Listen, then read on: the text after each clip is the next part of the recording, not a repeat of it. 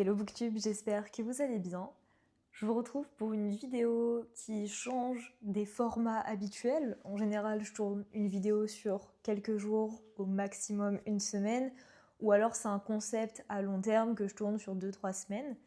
Ici, on est plus dans cette partie-là, puisque pendant un mois, je me donne le challenge de lire au moins 100 pages par jour. La première semaine de ce challenge s'est écoulée. J'ai essayé de lire 100 pages par jour ou plus. Je vous ferai un update, je pense, tous les dimanches. C'est ce qui me paraît le plus simple. Et donc, je vous ferai l'update du lundi au samedi chaque semaine, en comptant le dimanche dans la semaine d'après. Je sais pas si c'est hyper clair. Je suis également sur TikTok, si vous ne saviez pas.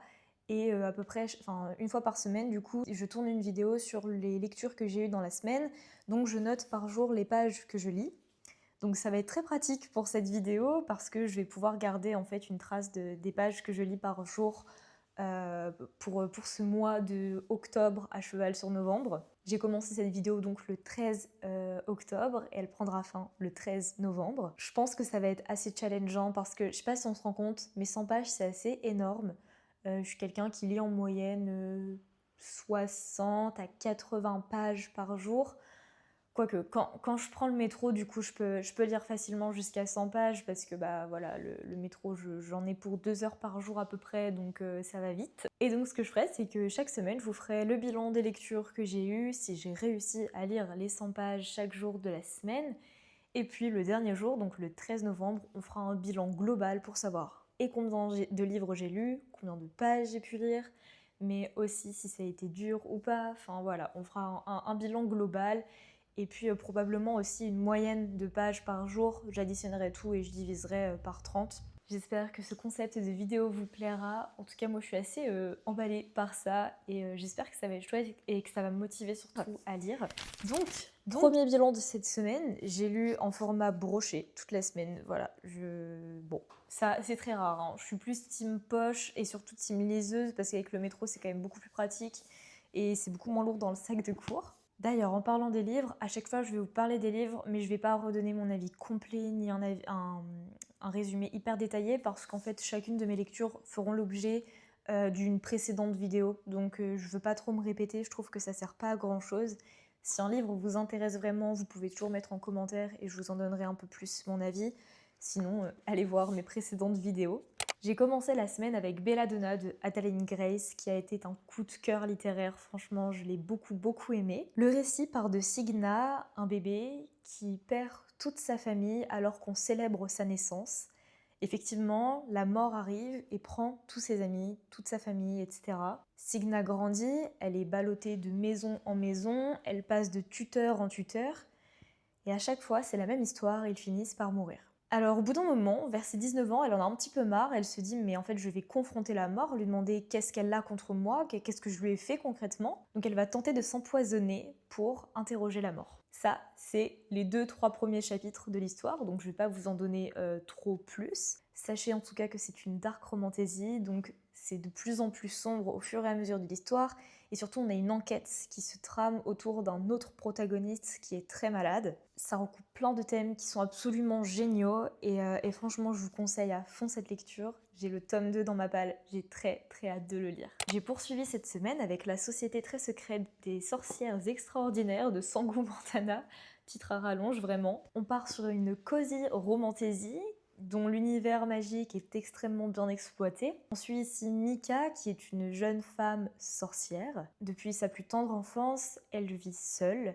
Pareil, elle est passée de tutrice en tutrice pour l'éduquer. Mais on connaît la société, un monde où la différence n'est pas célébrée. Évidemment que Mika ne pouvait pas vivre en paix. Elle a des consoeurs, sorcières également, qu'elle retrouve tous les trimestres à peu près pour discuter de tout et rien, de la magie, etc. Mais il est dangereux pour les sorcières de vivre en société, de se côtoyer régulièrement parce que ça mettrait en lumière leurs talents. Donc elle est obligée de vivre seule dans l'ombre des autres. Pourtant, un jour, elle reçoit une demande plus que particulière parce que oui, Mika est sorcière sur les réseaux sociaux, elle fait des vidéos à propos de la magie. Évidemment, elle fait passer ça pour un passe-temps et non pour la réalité. Et donc, elle reçoit un DM d'un vieux monsieur qui lui demande son aide pour venir éduquer 3 sorcières. Très bizarre comme demande. Mais cette demande est justement tombe à pic puisque le bail de son appartement arrive à sa fin et qu'elle n'a plus de travail. Elle va donc aller dans la maison de nulle part, The House of Nowhere, il me semble, je crois qu'elle s'appelle comme ça dans le livre, et elle va rencontrer là-bas tout un microcosme de différences.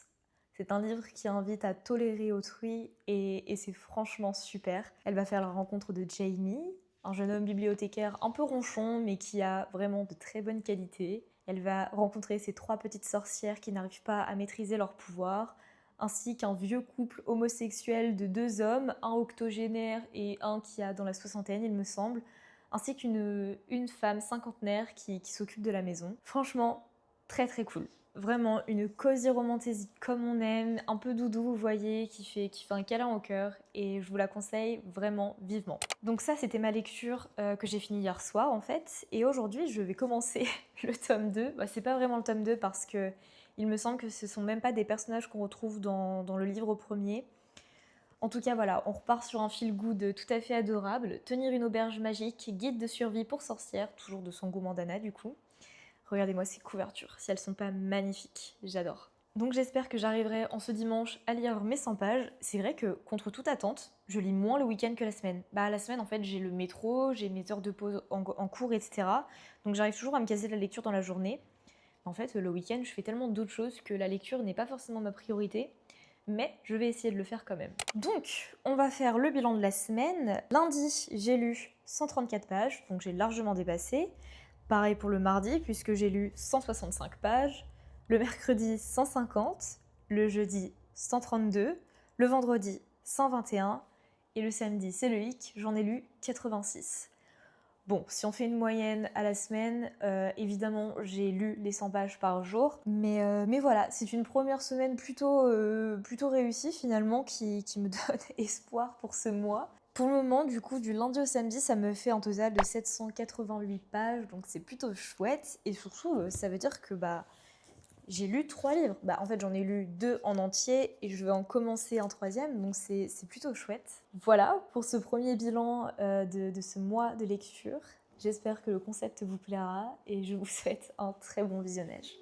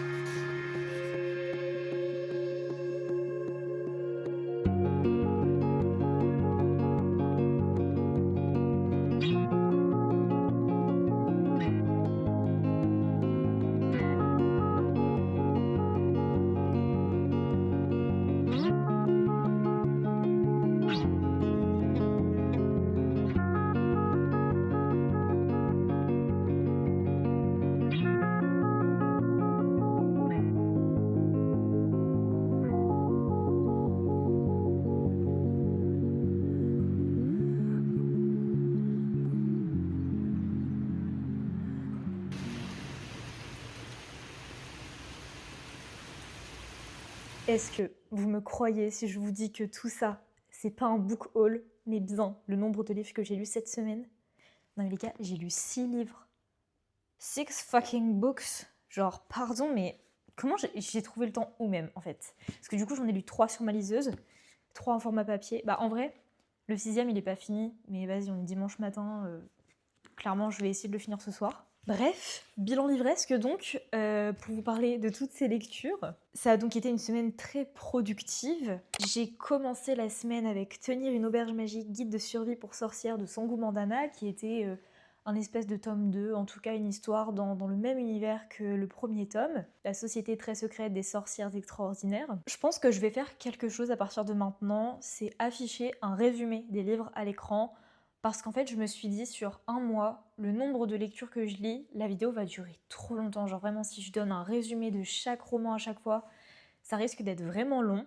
Donc je vais plutôt à la place peut-être donner juste mon avis en quelques mots et peut-être que ce sera un peu plus court. Donc je change de discours par rapport à la semaine dernière, il me semble, mais c'est pas très grave. J'ai donc lu ce roman lundi et mardi. Lundi j'ai lu 147 pages et mardi 179, donc en vrai je l'ai lu vraiment en 3-4 jours maximum. Je l'avais commencé dimanche dernier il me semble.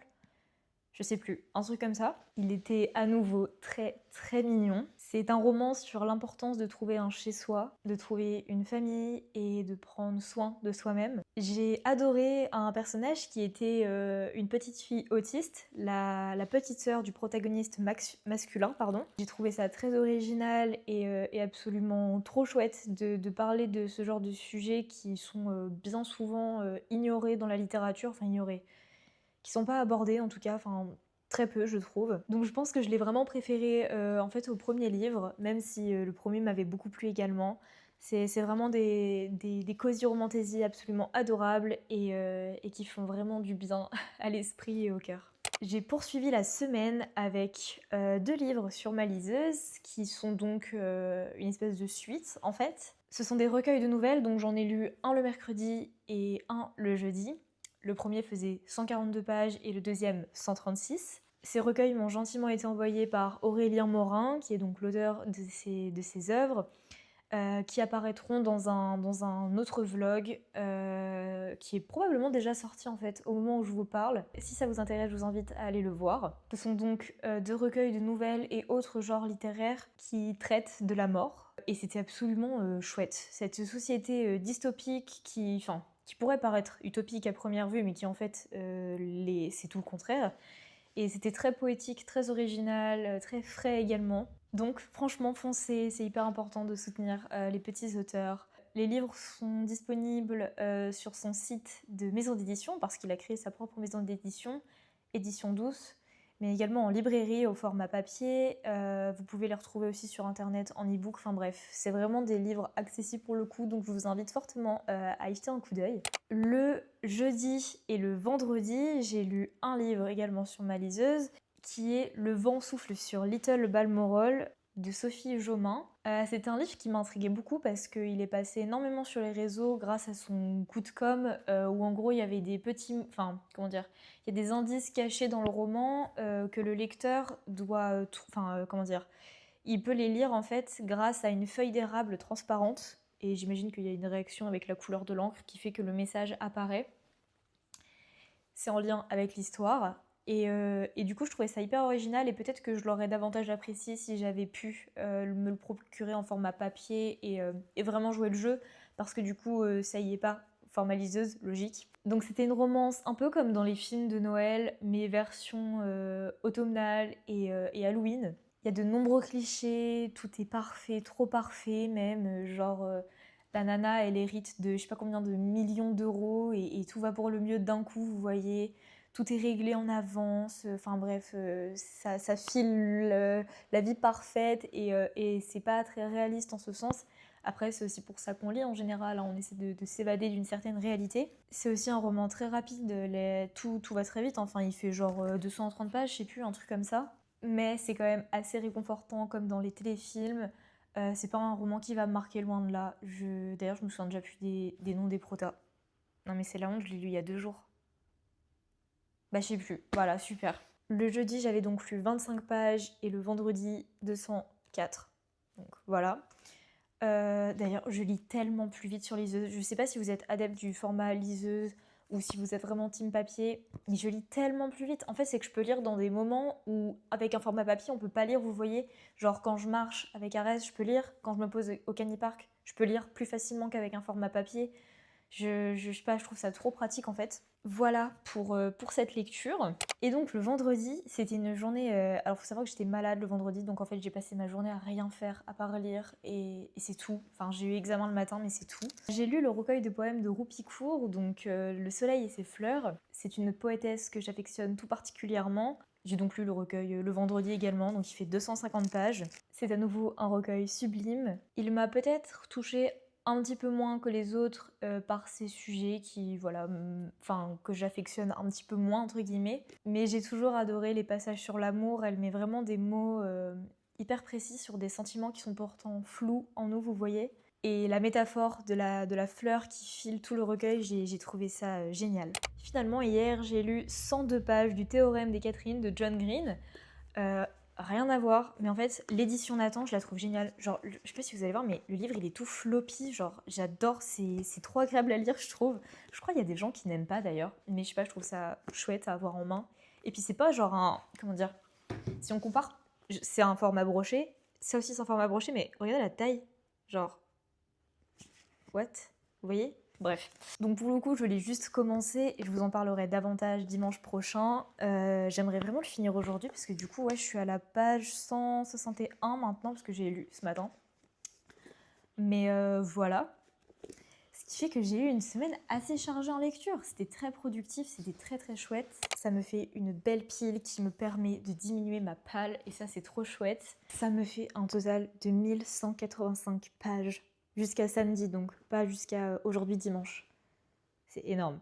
C'est vraiment astronomique, genre vraiment. C'est chouette. Et puis on va pas se le cacher, j'ai essayé de prendre un petit peu d'avance par rapport à la semaine prochaine. Tom revient enfin mardi soir après 3 mois d'absence. C'est lunaire ce qui se passe là. En fait, on n'y croit pas vraiment encore, je crois.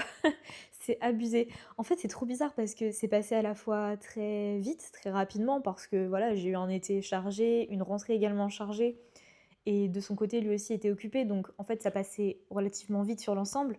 Mais sur le moment, ça nous a paru tellement long en même temps. Genre là, j'ai tilté que Arès, il a pas vu son maître depuis genre plus de 4 mois. Genre vraiment, parce que du coup, avant, on est parti à Paris, on l'avait pas emmené. Enfin bref, ça va être trop bien. Mais du coup, il va revenir, donc forcément, on va profiter davantage, je vais moins lire. Et puis aussi, ma maman vient nous rendre visite avec une de mes nièces. Donc c'est pareil, la lecture sera pas ma priorité la semaine prochaine. C'est pas grave, ça fait partie du challenge. Mais du coup, c'est vrai que cette semaine, je me suis dit, vas-y, lis à fond. Dès que tu peux, tu lis un peu. Et comme ça, la moyenne totale à la fin sera quand même autour des 100 pages, j'espère. Mais voilà. Je vais quand même essayer de lire cette semaine, hein, vous inquiétez pas, je n'abandonne pas le challenge quand même. Mais voilà. Bref, je vais retourner à mes petites occupations et je vous dis à dimanche prochain pour le prochain update lecture. Et d'ailleurs, surtout pour la 3e semaine déjà de ce challenge. Genre là, ça y est, j'ai fait la moitié. Pourquoi le temps il passe si vite déjà? C'est une dinguerie, vraiment c'est une dinguerie.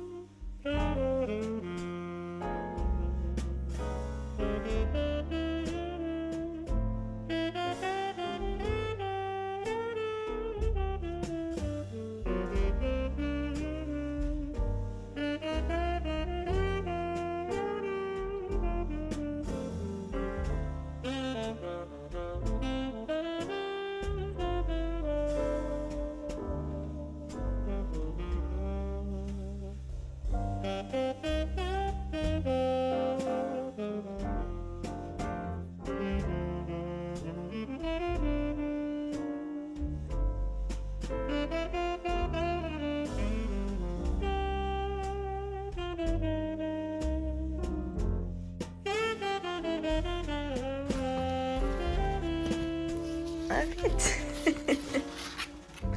Non mais tu fais exprès ou quoi? Non mais... Je peux pas lire là. Non mais... Arrête. Arrête de pousser mon bras. Arrête de pousser mon bras.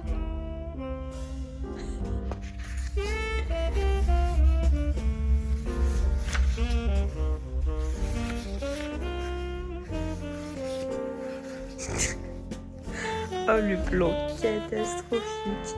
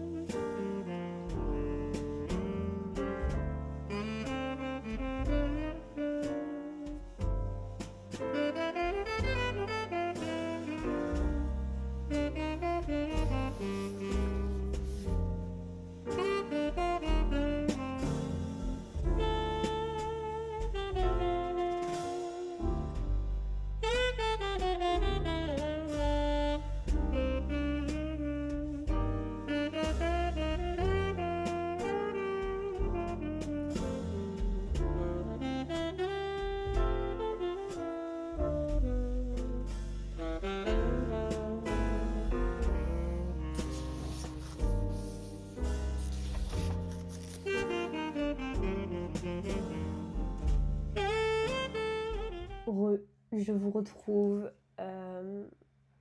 très tard par rapport au bilan que je fais d'habitude, c'est-à-dire que depuis le début de cette vidéo, je fais mes bilans le dimanche. À ce jour, on est en mardi, très petit bilan puisque cette semaine, je n'ai pas du tout réussi à lire. Je vous avais un petit peu dit pourquoi, il me semble, dimanche dernier. Du coup, la première semaine, pour comparer, j'avais lu 788 pages. La deuxième, 1293, et cette semaine, j'en ai lu seulement 444.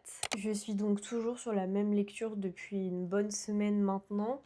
Il s'agit de Foxglove de Adalyn Grace, qui est le tome 2 de Belladonna que j'ai lu il y a un petit moment. Si je mets autant de temps à lire, c'est que premièrement, Tom est rentré. J'ai aussi profité de ma famille, la moitié de mes vacances. Et depuis 3 jours, je suis malade comme un chien. C'est-à-dire que j'ai là une grosse crève, on va dire. Donc c'est assez compliqué de me concentrer pour lire. Donc le dimanche, j'avais lu 164 pages. J'avais amplement réussi. Le lundi, 106. Donc c'était passé également. Et depuis mardi, ça va en déclin. Mardi, j'ai lu 84 pages. Mercredi, 65. Jeudi, 10. Vendredi, 0. Samedi, 15 pages. Et voilà, on est déjà pour cette semaine. Voilà, donc ça faisait un total de 444 pages. En soi, c'est pas extrêmement grave. C'est juste que du coup, je pense que ça m'a... Même si j'avais pris de l'avance sur mon challenge, je pense que ça m'a fait perdre beaucoup de pages pour réussir à avoir une moyenne de 100 pages par jour. On verra si j'arrive à rattraper un petit peu. Là, j'ai repris les cours, donc j'arrive à lire dans le métro. Ça me rajoute des pages, on va dire, mais je lis pas 100 pages en fait en 2 heures de métro. J'y arrive pas. Enfin, j'arrive pas à me concentrer autant. C'est pas très grave. Bref, donc ça fait un petit moment que je suis sur cette lecture. Et alors, je sais pas vous, mais quand je mets du temps à lire un livre, j'accroche beaucoup moins. Parce que je fais plein de choses autour et ça veut dire que je ne consacre pas tout mon temps, toute mon énergie, toute ma concentration. Ce qui fait que j'ai l'impression d'un peu moins aimer que le tome 1, alors que quand je lis, je suis vraiment à fond. Sauf que je lis vraiment 10 pages par-ci, 10 pages par-là, donc j'arrive... En fait, quand je commence à entrer dans l'histoire, je suis déjà occupée par autre chose et du coup c'est hyper frustrant en fait. Je vous invite à regarder mes précédentes vidéos si ce livre vous intéresse particulièrement parce que on peut pas tant expliquer un tome 2 sans vraiment spoiler ce qui s'est passé dans le tome 1, surtout dans ce genre d'histoire fantastique en fait. Mais voilà, j'aime beaucoup, mais j'arrive pas à autant m'imprégner du monde que pour le tome 1. Donc voilà, très petit bilan par rapport aux précédentes semaines, c'est pas grave. Je croise les doigts, j'espère que cette semaine sera plus productive. Et je vous dis à dimanche prochain pour faire le bilan de cette semaine 4.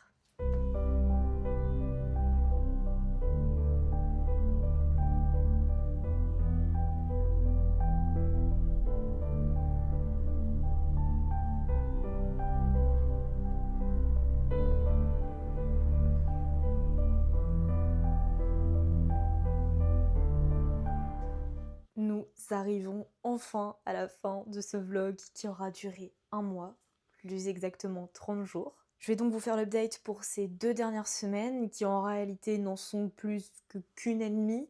Donc je vais vous faire l'update pour la semaine dernière et les quelques derniers jours de ce challenge. Bon, d'abord j'avais fini Foxglove de Adeline Grace. Encore une fois, je vais pas vous en dire beaucoup plus. Juste que c'est un tome 2 que j'ai énormément apprécié et ça me donne très envie de lire le tome 3 pour découvrir l'histoire de Bliss, qui était un personnage, j'allais dire secondaire, mais en fait pas du tout. Il est extrêmement central. Donc voilà. Je vais pas vous en dire trop parce qu'en vrai c'est vraiment la suite du premier tome et j'aurais trop peur de vous spoiler des éléments essentiels. Pour la fin de ce challenge, j'ai donc lu 2 livres sur ma liseuse. Enfin, j'en ai fini un et j'en ai commencé un autre. J'ai d'abord lu La Prof de Freda McFadden parce que j'en ai entendu énormément de bien. Et c'est vrai que je suis assez curieuse en fait de l'affaire Freda. Enfin, je sais pas si vous avez entendu un petit peu parler d'elle, mais il y a beaucoup de rumeurs concernant ses ouvrages, ses écrits. On prétend qu'elle pourrait être une IA ou qu'elle payerait des gens pour écrire parce que c'est vrai qu'elle sort énormément de livres à l'année. Il y a une youtubeuse que j'adore qui fait des vidéos littéraires. Bah mince, mais j'ai oublié. Jeanne Ce Livre, purée. Jeanne Ce Livre, je crois qu'elle a fait une mini vidéo sur Freda McFadden qui était très intéressante, donc je vous la mettrai à l'écran si ça vous intéresse. Bref, toujours est-il que ça m'intéresse, ça m'intrigue ces histoires. Et du coup, j'avais voulu lire La Prof. Faut savoir que j'ai adoré La Femme de ménage, le tome 1. Le tome 2, je l'ai pas trop apprécié. Enfin, c'était la même chose que le tome 1 en fait. J'ai aussi lu La Psy de Freda, qui m'avait laissé un peu sur ma faim parce que je trouvais le plot twist facile. Donc en fait, mon avis régresse au fur et à mesure à propos de cette autrice. Donc La Prof est un thriller slash roman policier, comme tous les romans de Freda McFadden en fait. Si vous connaissez pas trop l'histoire, c'est à propos d'un couple de professeurs dans un lycée. Il y a de fortes tensions entre eux, on sent qu'il n'y a plus vraiment d'amour en fait d'ailleurs. Et va se mettre entre leur couple une élève à l'école qui a déjà posé problème. Mais on se rend compte que tout n'est pas de la faute de l'élève, que ça peut aussi être la faute d'un des personnages du couple. Je le résume très mal, mais bon, je vais vous donner mon avis. J'ai trouvé que c'était un récit captivant, malgré une ambiance un peu étouffante, dérangeante, oppressante. Et j'ai beaucoup aimé qu'à la fin, on se rende compte que les personnages en fait sont tous liés. Clairement, chaque personnage dont on parle dans le livre, ça forme un tout à la fin. Néanmoins, j'ai détesté tous ces personnages, genre vraiment, je les ai trouvés horripilants et non, vraiment, je ne les ai pas aimés en fait. Ils ont tous d'énormes défauts, mais encore ça, je veux dire, ça donne un côté humain aux personnages, vous voyez. Mais c'est surtout qu'ils sont tous fous en fait, c'est vraiment des gros malades. Et puis j'avoue, l'écriture aussi de Freda, en fait, elle est pas top, enfin c'est bof, c'est très bof, même ce qu'elle écrit, je trouve, dans le sens où c'est extrêmement simpliste, on va au plus simple, et peut-être que ça va aussi avec cette dynamique de lire toujours plus vite. Donc voilà, enfin, pour résumer, en fait, ça se lit extrêmement rapidement, c'est très captivant, et enfin la preuve, je l'ai lu, je sais plus, en 2-3 jours, je me souviens plus. Bref, je l'avais lu extrêmement rapidement, et voilà, je pense que ça participe au fait que l'écriture est hyper simpliste, en fait. Donc voilà. Néanmoins, je n'ai pas aimé. Voilà, j'ai trouvé tout hyper cringe, hyper dérangeant et j'étais hyper mal à l'aise. En plus, je l'ai lu dans le métro, genre, enfin, des fois je faisais des têtes, genre, je pense que les gens s'ils me voyaient, mais bref. Et donc, dernier livre que j'ai commencé hier, c'est donc Iron Flame de. Ah, je sais plus comment elle s'appelle, Rebecca Yarros? Je sais pas, je sais plus. Bah, je vous afficherai à l'écran dans tous les cas. Bref, je l'ai commencé sur ma liseuse parce que voilà, ça a été un phénomène il y a quelques années sur les réseaux sociaux et tout. Ça serait le type, vous voyez, de la romantaisie avec les dragons, etc. Pour le moment, je trouve que c'est plutôt chouette, ça m'intrigue. J'ai lu que les 2-3 premiers chapitres, il me semble. Ouais, c'est assez intriguant et le world building a l'air plutôt sympa. Bon, pas hyper complexe, mais ça a l'air sympa avec les dragons et tout. Je trouve ça chouette de se lier à un animal. Donc, on verra bien ce que ça donne. J'ai très très hâte de poursuivre. Et donc, pour vous redonner les pages un petit peu, donc je les ai notées. En semaine 4, j'avais lu 509 pages, donc le dimanche, j'en avais lu 0. Le lundi 40, le mardi 81 et le mercredi 56. Donc ça, c'était pour Belladonna. Pas du tout, pas Belladonna, Foxglove. Ensuite, j'avais enchaîné donc avec la prof, avec 80 pages le même jour, donc le mercredi, ce qui faisait un total de 136 pages. Ensuite, le jeudi, j'en avais lu 113 et le vendredi 139, donc j'avais fini Freda. Et ensuite, je n'ai pas lu du samedi au mardi, j'ai lu vraiment 0 page parce qu'on était dans la famille avec Tom, donc c'était pas l'idéal. Et donc hier, mercredi, j'ai repris avec Iron Flame, 44 pages. Donc, à votre avis, est-ce que j'ai réussi le challenge de lire 100 pages par jour pendant un mois, donc 30 jours? Je vous laisse commenter.